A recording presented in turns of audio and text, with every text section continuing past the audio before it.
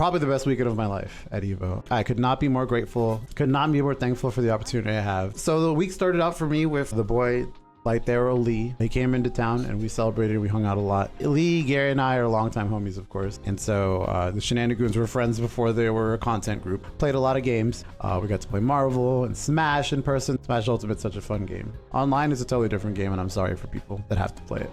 So that was like the pre-Evo week. We just had some great food. We had some hot pot. Some other food we had this place called the Wicked Spoon. It's a fantastic buffet. I showed Amber this time the wonders of my people's food. Se llama pupusas for those that are Hispanic here. Ya saben lo delicioso que es las pupusas. All right, so that is basically like a hand kind of rolled and kneaded tortilla with meat inside. So it's stuffed like tortilla. You can put like herbs and cheeses and all sorts of meat. And I had Amber, very white girl, find out the beauty that is my people's indigenous authentic cuisine. Yeah, it was freaking amazing. Then we tried to fast forward to Saturday. So Saturday was crazy because that was the day of competition. So the shopping list, floating shopping list. Oh my gosh. Anyway, so Saturday was the day of competition. And when I tell you, bro, I was nervous, I was absolutely nervous. So I've been competing for almost 10 years. I still get nervous. I tweeted that out. I said, yo, I still get nervous to this day. I don't think I ever will not get nervous. And I think it's a very important thing to recognize, acknowledge. But yeah, it was Saturday morning. I woke up feeling a little nervous, of course, but I was ready to compete. And I wanted to make sure that I had my mind right, my nutrition was on point, and that I just stayed focused. So the entire morning I ate pretty light, and then I've just basically like kept myself focused, like, all right, you're here to do your best. And whenever anyone asked me, unironically, whenever anybody asked me, hey, do you know who your next match is? I said, no, I don't know who it is. And they're like, oh, that's crazy. Do you want to know? Do you want us to look it up or something? I said, no. And they're like, are you sure? I'm like, no, it doesn't matter. Because it didn't matter. It didn't matter who was next. It did not matter that weekend who was next. Didn't matter who I was playing. I was going to sit down and I was going to put in the work, and that was it. So at 11 a.m. Saturday, that started my run. A lot of people had pretty light pools. I would say light, but that's not fair. Mostly just people that I know haven't like made top 8 throughout the year. That's all I can say, right? So mostly people that like I know aren't normally competing, or just people I've never really seen in the tournament setting, right? Now, I know better than to take that lightly. So I was like, no matter what, I'm ready. So my first opponent sits down and they lock in Zero May Cry. I'm like, all right, first round Zero May Cry. That's no biggie, no big deal. Should be fine. And this dude was really competent. This was not a first round player. I'm seated first in the bracket, so I had a bye. And my first opponent is a very competent Zero May Cry landmine. I have a big ass landmine as my first match in bracket. I could have very easily went to losers. Thankfully, I have an outrageous amount of experience. But it was just really funny to me. I was not prepared. They were out to cook me. It's kind of crazy. I could beat my first game. I don't remember my second match. That match was not as hard as the first one, my second and third one. And then to get out, I got to play my match on stream. So this one, that match was crazy. It was dope because it was Captain America winners finals of our pool. We get told to get put on stage. Very, very cool stuff. All right, because I walk up, I go up on the stairs, I get to the top. In my head, I'm thinking, God, I have all this energy. I have to do something. I had already rationalized in my head, this might be really cringe. And you can see it on the camera, and you can see on one of the videos. I step a little closer to the crowd. So I put my hands around my mouth and I'm like, Marvel's at Evo 2023, let's fucking go! And I scream, and I was so prepared for just like crickets and quiet. But you know, much to my surprise, I look up and everyone's cheering and they're chanting with me. Everyone's popping off. The crowd is now hyped. They are so ready for the match. And so I gas up the crowd and I'm ready to go. And then my match starts. Thankfully, Yipes and Tasty Steve got to commentate my match. So that was a blessing. That was very, very cool. They were having a great time. And Mr. I Heart Justice himself. Yo, for those who don't know, I Heart Justice, this is one of the staples, bro. So that man, when Captain America swings his mighty shield. Not the song. When Captain America swings his mighty shield. He's like, whoa! Hold up. He said, Hold up. Hyper. Hey, you gotta watch that, homie. You like cocking it back. Part of my back, please. Yo, I love how he throws the shield up. It's still there, you dirty son of a gun. Watch. It's me. Maximum, bro. Marvel is gone. There was even like a cool shot in between where it was like, I think the set was like 2-1 or something. I just like had a really impactful win. The cameras pan to the audience and you can just see. Excuse me, Haynes. Oh, order in the court. The gap. Order. Sorry, I can't believe I got hit with that. Yo, look at the crowd though. Yo! Yo! Bro, Marvel. It's Marvel. It's just another day in the FGC. If the audience was big before, it got even bigger by the time my match was going. So it's huge, huge, huge crowd. And you just see the pan and they all like, whoa, and they just get hyped. And then by the end of it, a very close 3-1, I edged it out. There was even like a couple of people that recorded me from the crowd. So after that, I like looked at the crowd again and I was like, Marvel at Evo, this shit is the best, or something like that. I forgot exactly what I said, but I was like, wow, let's go. And I just popped off. It was just a really fun little pop off. Not at the opponent. I think that's very like important to kind of make distinct here, is that I didn't pop off at my opponent. I just popped off, you know, from the energy from the crowd and the hype of just Marvel being at Evo. Me winning on stream, which is hard, chat, which is very hard. I don't know if you're aware. It's already tough to play outside of your room, maybe at a local. It's tough to play at a major, which is what this is, regional, whatever. And this one's definitely a major, but it's even tough to play at regionals. It's even tougher to play at majors.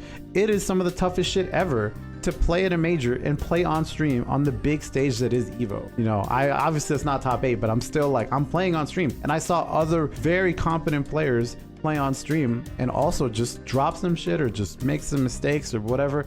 It's a totally different experience, bro. It's a battlefield up there. There's a reason I hype myself up. There's a reason I try to stay very positive and motivated, and I do a lot of things for my mental, because like anything can happen on stream. It is the Wild West out there, bro. It is unhinged. Literally, people are dropping shit they've never dropped a day in their life. They are X-factoring for no reason. It's crazy. If you have the privilege to play on stream, and I call it a privilege. I know it can stress some people out. I know it can suck, but there's nothing quite like getting that feeling and kind of like letting yourself be absorbed into it. Whether the crowd loves you or hates you, or you're just there to like put on your best show or just do something cool on stream. Whatever your goal is, it's very, very cool.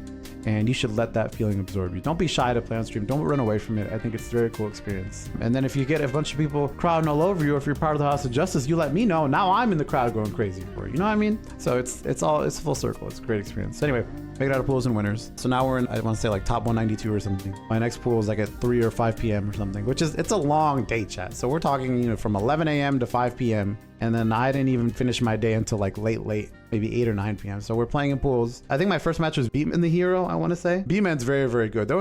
I played some great Deadpool players in my bracket. I think I was the favorite, but it was just like tough. So Beatman is a fantastic Deadpool Phoenix Wright player. Didn't play Phoenix Wright against me, didn't feel the comfort there, which is fine. But he played Deadpool and he was stellar, and it was a close game. I think I literally was about to lose. So that was a close match. I think it ended 2-3, I won. Proceed to my next game.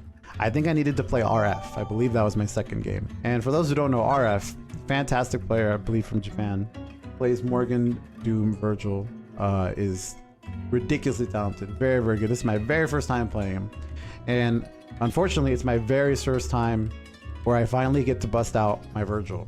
So for those who don't know, I've been practicing a Virgil side character, and I needed help. So my team historically, Phoenix Wright historically, does not do anything against Morgan. He's a complete liability. It really sucks. I said this to a lot of people, but like, it really stinks that I can't play my character and I can't win or lose the way I want to lose, which is with Phoenix Wright, because some characters just invalidate me. They just don't let me play the game, right? So I picked up Virgil. I had his pocket Virgil. I know he wasn't warmed up. I know that I've only had like less than 6 months to really prep him. But that being said, I want to say it was a competitive 3-1 between me and RF. My Virgil did let me down a couple times. You could tell the unfamiliarity was strong, especially because there's literally one point where it was just my Virgil versus his to win the game. And just the experience was like insurmountable. He's just had so much more years on the character, and it was hard for me to compete. So I took it to a 3-1, but I ended up losing to RF. That dude made like top 16 if I recall, so can't feel too bad, but that's a goated gamer with a goated team. So I get into losers. I think my first round of losers is, I think his name is Sick Abyss. He plays like Dr. Shuma, right? And the crowd was huge. The crowd was huge for these matches, right? The top 192, that whole Marvel area was dense. And there's even, I can show you guys this. There's even like video of, I think this was the match. But literally at one point, there was so many people for my matches, they literally had to record cameras off of cameras to see what's happening in the game. This is literally the experience. This is the peak viewing experience. Like, bro, look at all these people. Oh, they're rifles. Wait a minute. Any better? Give him a good bargain. Let's go. I'm to bargain with you, Dormammu. Nah. We good. Oh, it's on the top one. Tell him. Fuck. Yeah, okay, I need you. Bro, that shit was randomly like he. Oh. What the fuck was that? Yeah, let's go. Good box. Austin, wait. Oh, we in there. Hey. Okay. Reset. No, he knows this matchup. He knows get away from that squid, bro. You don't want that squid. There we go. He's going. Watch this. So he's super high up. Oh, it's going to fly. What the fuck? Oh, it's going to fly. Oh! He's killing me. He's feeling the heat. Oh, check him out, King. Check him out, King. Let's go. That's my nigga right there. That's right, homie. That's right. I know that guy. Years off my life, bro. Bro, look at my face, dog. Bro, look at my face, dude. Marvel is a stressful game, dog. Absolutely not for the faint of heart. You will age faster. It's fucked up. I wouldn't trade it for the world. Fucking love that game. I also hate it. So I played my next match there, and you actually can see it in the screenshot here. But the guy to the right of my opponent, right now in this picture, that's the guy I played next. His name's Zenpo. That was my next match. If I beat him, I actually get out in top 48 and I have to play again. So I end up having to play Zenpo the next game.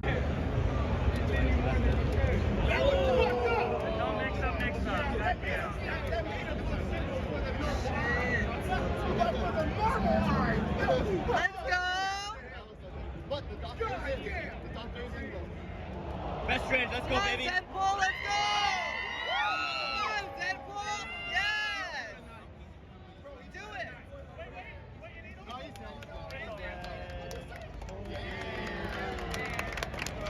It is a close, heartbreaking 3-2. I wasn't ready. So it literally could have gone either way. Absolutely went to game 5. So I lost, and that was the end of my tournament run. That was the end of my 12, almost 14-hour day.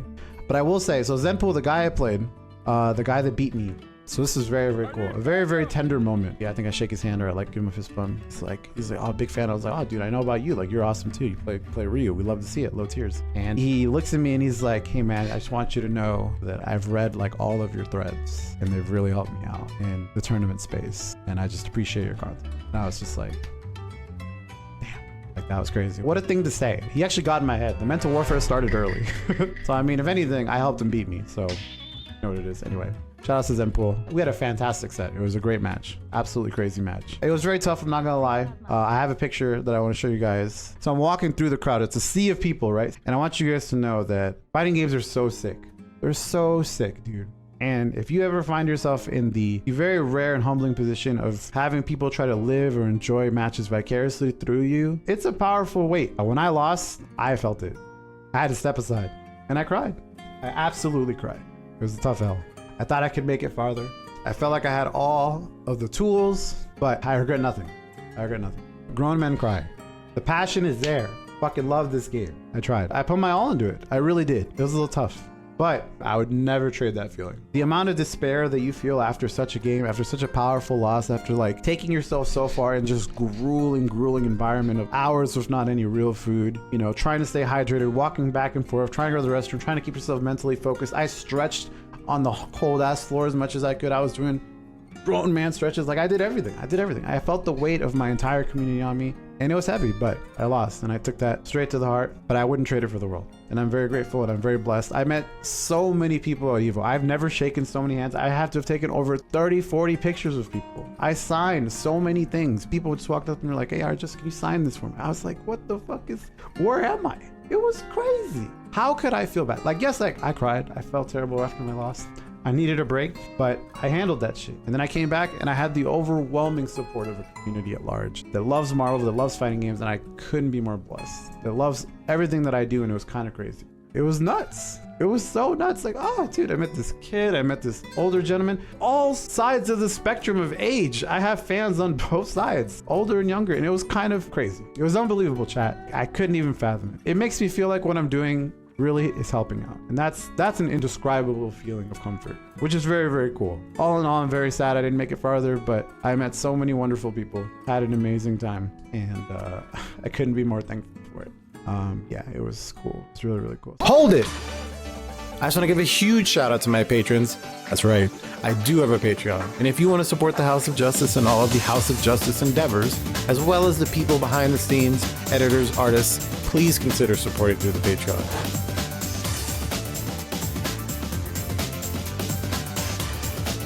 Thank you guys so much. Without further ado, here's the rest of the outro. Take that.